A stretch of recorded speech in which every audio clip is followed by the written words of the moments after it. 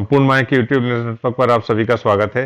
खबर उड़ीसा के ढेंकनाल जिला से, जहां माघ मेला व जागरण को लेकर प्रशासन ने की तैयारी बैठक। कोरोना के बीच चंद्रशेखर की प्रसिद्ध जागर यात्रा और यरंडा माघ मेला मनाया जाएगा। विश्व प्रसिद्ध महिमा धर्म का महान पवित्र माघ मेला आ रहा है और फिर हमारी संस्कृति की एक और जागर यात्रा ढेंकनाल में मनाई जाएगी।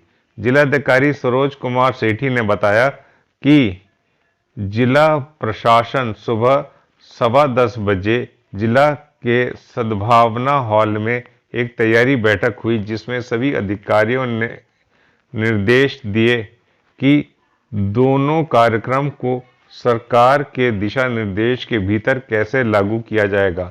जिलाधिकारी सरोज कुमार सेठी ने कहा कि बैठक में जिलाधिकारी स्निग्धा रानी धल, जिला परियोजना अधिकारी सफल मंडित प्रधान, जिला वन अधिकारी श्री प्रकाश चंद गोगिनोनी उपस्थित थे। रिपोर्ट पप्पू साहूदौरा। केवल जदि लोकल जदि गाइडलाइन आसिला तो लोकल किछि भक्त माने आथर के लोकल हितला जो आ किछि कहतो बदरा नेक्स्ट को जीवा तुरंत